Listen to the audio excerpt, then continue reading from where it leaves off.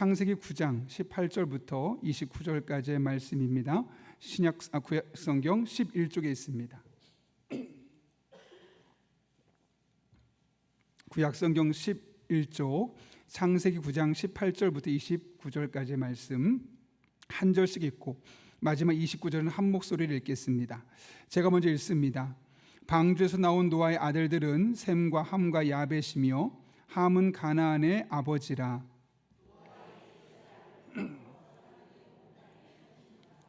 노아가 농사를 시작하여 포도나무를 심었더니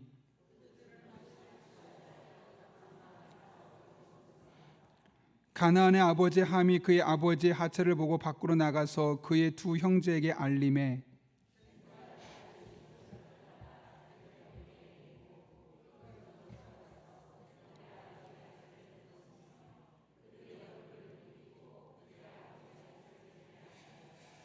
노아가 술이 깨어 그의 작은 아들이 자기에게 행한 일을 알고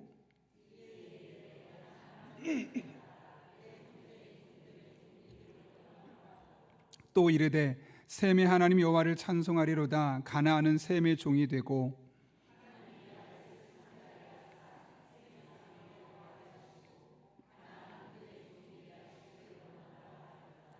홍수 후에 노아가 350년을 살았고 그의 나이가 954가 되어 죽었더라. 아멘. 우리 함께 기도하고 하나님 말씀 나누겠습니다. 거룩하신 아버지 하나님, 오늘도 우리를 주님 전에 불러주셔서 일주일에 딱 중심이 되는 시간, 또 늦은 시간 피곤할 수 있지만 하나님 앞에 나와 말씀 붙들고 기도할 수 있는 영적인 열정과 은혜를 허락하심에 감사를 드립니다. 오늘 이 자리에 친히 함께해 주셔서 말씀 하나하나가 신비에 새겨지게 하시고 입술에 나오는 모든 기도가 하늘에 상달되게 도와주셔서 우리 영혼이 다시 쉼을 얻고 하나님으로 충만해지는 복된 한 날 되게 하여 주옵소서. 예수님의 이름으로 기도하옵나이다. 아멘. 제가 몇 년 전에 기도 주간에 강원도 삼척 쪽으로 다녀왔던 적이 있습니다. 제 개척교회를 하고 있는 친구를 만나면서 또 대화를 하면서 또 저희 내면에 이 목회 초심을 다지고 싶은 마음이 있어서 그것을 선택했는데 가는 길에 깜짝 놀랐습니다. 제가 휴가철에 한번 이용한 적이 있었던 망상 오토 캠핑 리조트라고 있는데 그것이 전소가 되어버렸기 때문에 그렇습니다. 하나도 안 남고 다 타버렸더라고요. 알고 봤더니 그 전에 있었던 화재로 말미암아서 하나도 남지 않고 숙소가 다 타버렸던 겁니다. 동해시에서 운영해서 아주 저렴한 가격이었어서 가족들과 한번 이용했던 적이 있었는데 너무 아쉬운 마음을 뒤로 하고 용인으로 다시 왔습니다. 그리고 나서 그 다음에 다시 그쪽 길을 가게 되었는데 또 깜짝 놀랐습니다. 왜냐하면 얼마 전까지 전소되어서 아무 없던 그곳에 더 멋지고 깔끔한 건물이 세워져 있었기 때문에 그렇죠. 그때 문득 우리네 인생에 대해서 생각해 보았습니다. 우리네 인생도 생각하지 못한 일들로 말미암아 마치 화재가 일어나서 건물이 전소되어 버리는 것처럼 우리의 모든 의욕을 잃어버리고 또 소망을 잃어버리고 좌절하고 낙심할 때가 있습니다. 끝이다 라고 생각될 때가 있죠. 그런데 조금만 생각을 바꾸면 그때는 또 다른 기회가 되기도 합니다. 새로운 건물을 지어서 그 건물 안에 살아감이 들어갈 수 있는 것처럼 우리들의 삶에도 전수되어 버린 것 같았던 인생에 또다시 인생의 새로운 건물을 지을 수 있는 그런 은혜가 주어지기 때문에 그렇죠. 오늘 본문에 나오는 노아도 바로 그런 상황에 처해 있었습니다. 홍수로 인해서 세상이 완전히 파괴되어 버렸습니다. 그런 상태에서 노아와 그의 가족들만 살아남았죠. 황폐해진 땅, 다 사라져버린 이웃들, 앞이 보이지 않는 깜깜한 미래, 지금 노아의 가족이 놓인 현재의 상태가 그랬습니다. 오늘 본문의 말씀은 바로 그런 상황에서 노아가 보여주었던 수고, 그리고 그 수고 뒤에 이어졌던 실수를 우리에게 보여주고 있죠. 먼저 오늘 본문의 말씀 보게 되면 노아가 했던 수고로움을 먼저 볼 수 있습니다. 홍수가 끝나고 나서 노아와 그의 가족들이 방주에서 나왔습니다. 당장 급한 게 뭘까요, 여러분? 먹는 거죠. 먹고 마셔야 됩니다. 그래서 방주에서 나온 노아가 생계를 위해서 무슨 일을 하느냐? 오늘 보면 20절은 이렇게 이야기하죠. 노아가 농사를 시작하여 포도나무를 심었더니. 여러분, 지금이 어떤 상황입니까? 사람들이 다 죽었습니다. 그리고 물에 오랫동안 잠겨있던 땅도 황폐해진 상황입니다. 이런 상황에서 무엇을 할 수 있겠습니까? 모든 의욕을 잃어버릴 수밖에 없는 겁니다. 농사를 지어도 금방 땅이 회복되지 않기 때문에 지력이 회복되지 않은 땅은 결국 좋은 열매를 맺을 수 없기 때문에 그렇죠. 그런데 이 노아는 이때 농사를 짓기 시작했다고 합니다. 갑작스럽게 닥친 상황 속에서 좌절하고 포기하고 낙심하지 않고 처음 하는 일, 농사를 짓기 시작했는데 오늘 본문을 보게 되면 포도나무를 심었다고 합니다. 여러분, 왜 포도나무를 심었을까? 왜 포도농사를 짓게 되었을까요? 사실 다양한 농사를, 어차피 농사 처음 짓는 사람이니까 다양한 다른 농사를 할 수 있었음에도 불구하고 왜 오늘 노아는 포도농사를 지었을까요? 노아의 방주가 있는 아라랏산 많이 들어보셨을 겁니다. 아르메니아에 있는데, 아르메니아의 노아의 방주가 있는 그 주변을 보게 되면 포도나무, 포도 재배가 아주 성행하고 있었습니다. 그것은 과거에서부터 그렇고 오늘날도 가보게 되면 아라랏산 서쪽에 가면 노아의 포도원이라고 불리는 그런 포도가 많이 자라고 있는 지대가 있습니다. 그래서 노아는 포도나무를 심었던 겁니다. 만약 노아가 다른 지역에 있었다면 다른 농작물을 심었겠죠. 그런데 그곳에서 가장 잘 자랄 수 있는 것이 무엇일까? 포도가 가장 많은 곳이고 포도가 가장 자랄 수 있는 생육 환경을 갖춘 그곳에서 그는 그래서 포도나무를 선택하게 되었던 겁니다. 노아는 홍수에 닥친 상황에 대해서 얼마든지 원망하고 자신의 신태를 한탄할 수 있었습니다. 그러나 그는 그렇게 하지 않았습니다. 오히려 내게 주어진 상황에서 내가 무엇을 할 수 있을까를 적극적으로 찾았습니다. 그리고 살펴보니 자기가 살고 있는 곳에 포도가 잘 자라고 있다는 사실, 그리고 과거에도 이곳에 포도나무가 많았다는 사실을 발견하게 되었던 겁니다.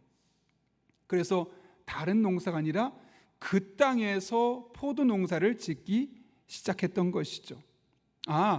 이곳에선 포도나무가 가장 잘 자라고 내가 지금 이곳에 있으니 나는 포도 농사를 지어야겠다, 마치 숙명처럼 여기면서 그렇게 농사를 짓게 되었던 것이죠. 자신에게 현재 주어진 그 상황을 다른 쪽으로 해석하기보다는 지금 상황에서 내가 할 수 있는 것들을 찾아내고 있는 이 노아의 모습을 발견할 수 있는 겁니다. 여러분, 다윗에게서도 이런 모습, 이런 면을 발견할 수 있지 않습니까? 다윗이 했던 일이 무엇이죠? 양을 치는 일이었습니다. 양을 치는 일이 쉬웠을까요? 어려웠을까요? 그 당시 이스라엘 백성들에게 양을 치는 일은 매우 어려운 일이었습니다.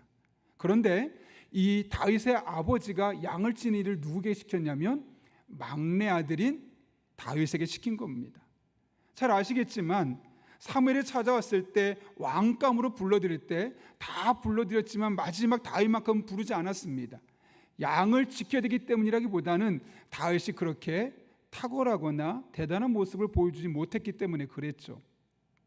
그래서 그에게 가장 어려우면서, 그러니까 가장 힘든 일이면서 사람들이 기피하는 일을 시켰던 겁니다. 그럼 여러분이 다윗이라면 어떻게 하겠습니까?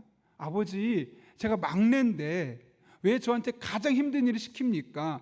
더 힘이 센 형들한테 그런 걸 시키고 저는 좀 쉬면서 편한 일을 할 수 있게 해줘야 되는 거 아닙니까?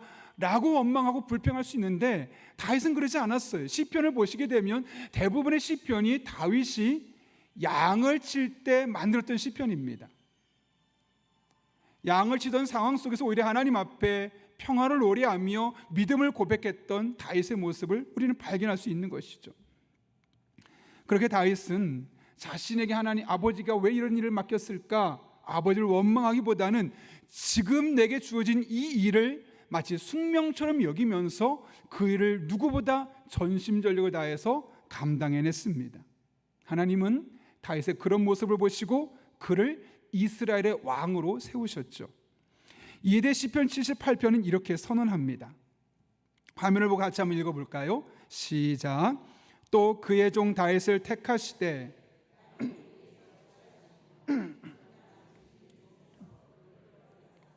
그의 백성인 야곱, 그의 소유인 이스라엘을 기르게 하셨더니 이에 그가 그들을 자기 마음의 완전함으로 기르고 그의 손의 능숙함으로 그들을 지도하였도다. 아멘. 하나님께서 다윗을 선택했던 중요한 기준이 뭐냐면 양을 치는 모습을 보셨던 겁니다. 내 인생은 왜 이거밖에 안 될까? 많은 직업 중에 나는 왜 이 직업을 갖고 일을 해야 되는 것일까? 비관하고 자신의 삶을 비탄스럽게 바라보고 자신의 신세를 한탄하는 것이 아니라 내게 지금 주어진 이 상황에서 이 일을 마치 숙명처럼 여기며 사명처럼 여기며 하나님 앞에 완전하게 능숙하게 그 일을 감당하는 모습을 보고 하나님이 그를 들어 쓰셔서 이스라엘의 왕으로 삼으셨더니 그곳에서도 동일하게 마음의 완전함으로 온 마음을 다하여 전심을 다하여 대충하지 않고 그 일을 감당했을 뿐만 아니라 손의 능숙함으로 스킬풀이라고 되어 있습니다. 기술을 개발해서 최선을 다해서 그들을 다스렸다고 이야기하고 있습니다. 자신에게 주어진 그 삶의 모습을 비교하고 신세를 한탄하는 것이 아니라 그 주어진 그 삶 자체를 바라보며 그 안에 내가 어떻게 쓰임받을 수 있을까, 이것을 어떻게 하나님 영광에 살아갈 수 있을까를 고민했던 이 다윗의 모습을 우리가 발견할 수 있는 것이죠.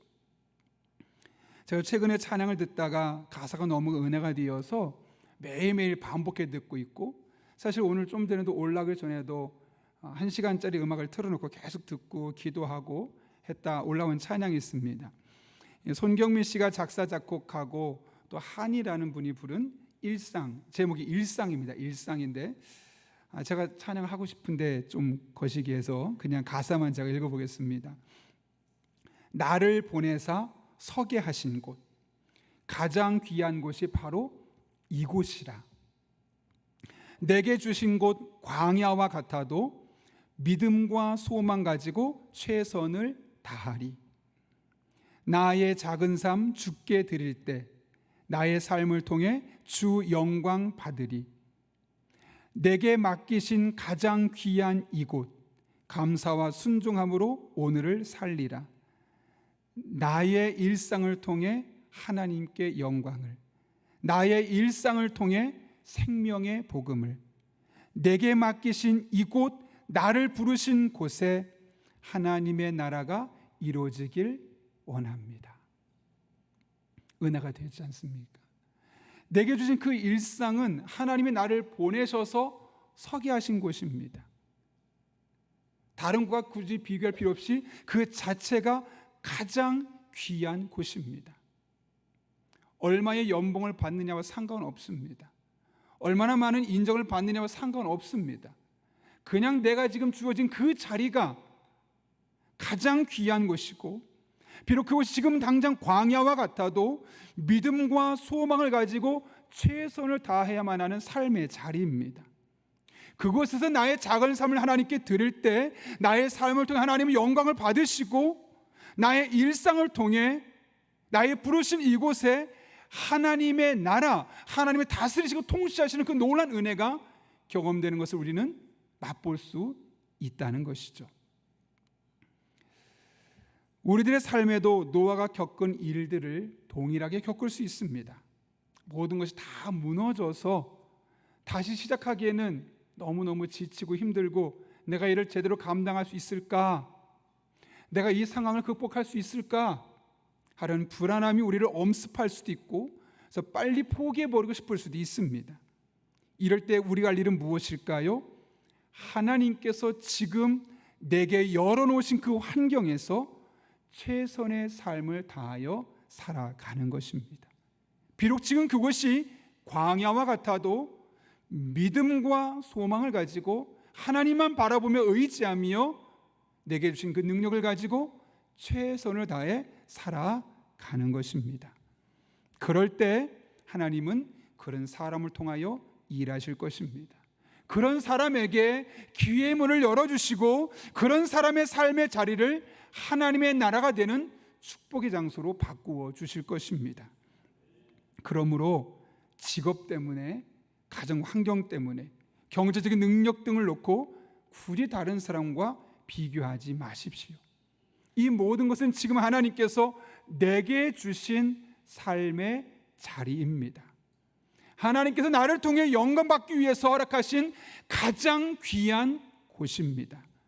그것을 믿고 나아갈 때 우리들의 삶의 자리는 나 혼자 부단히 노력하고 끝나는 곳이 아니라 하나님의 통치가 이루어지는, 하나님 나와 함께 싸우시고 나와 함께 일하시고 나와 함께 걸어가는 믿음과 축복의 장소로 바뀌어지게 될 것입니다.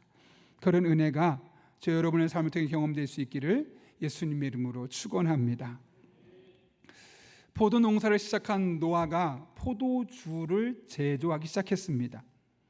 석회질의 토양을 가진 이스라엘에서 포도주를 만드는 것은 너무나 당연한 것이었습니다.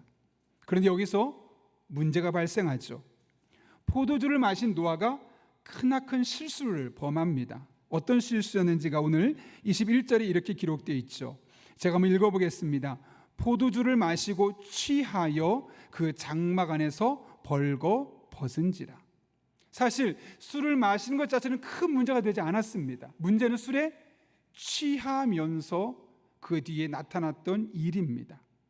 왜 문제가 될까요, 여러분? 술에 취한 것이 왜 문제가 되었을까요? 그 술에 취해서 나타난 첫 번째 현상은 자신이 인사불성이 되어서 하반신을 다 벗어버리고 벌거벗은 채로 잠이 들어버렸다는 것이죠.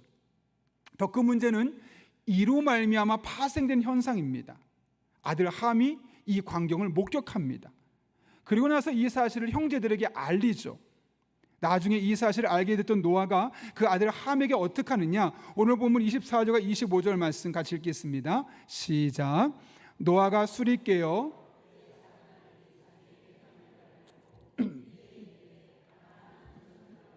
그의 형제 종이 되기를 원하노라 하고, 아버지 노아가 아들 함을 어떻게 하냐면 저주합니다. 물론 아버지의 허물과 실수를 덮어주지 않고 밖으로 까발렸던 그 함에게 1차적인 책임이 있을 겁니다. 그런데 만약에 아버지 노아가 술을 마시긴 했지만 취할 정도로 마시지 않았다면, 그래서 이런 빌미를 제공하지 않았다면 함이 저주를 받았을까요? 아니죠. 이 사건의 제공자는 누구냐면 노아입니다.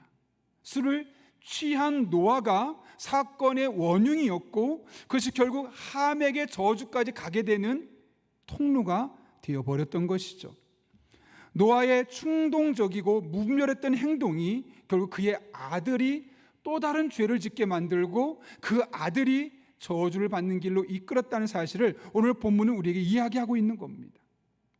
그런 맥락에서 술 취하는 문제에 대해서 우리가 다시 생각해 볼 필요가 있습니다. 여러분, 우리가 술에 취한다는 것은 단순히 술을 먹고 끝나지 않습니다. 술을 먹고 내가 나 스스로에게 실수를 하는데 실수로 끝나는 것이 아니라 이것은 반드시 누군가에게, 또 다른 사람에게 치명적인 죄를 짓게 만드는 또 다른 범죄의 유발 요인이 될 수 있다는 것이죠. 예전에 뉴스에서 한 집에서 싸움이 일어나서 이슈가 된 적이 있었는데요. 어떤 문제였냐면 사람들이 막 피를 흘리고 다치고 병원에 실려가고 경찰서에 끌려가는데 그 이유가 무엇이었냐? 옆에 테이블에 있는 사람이 째려봤다는 거예요.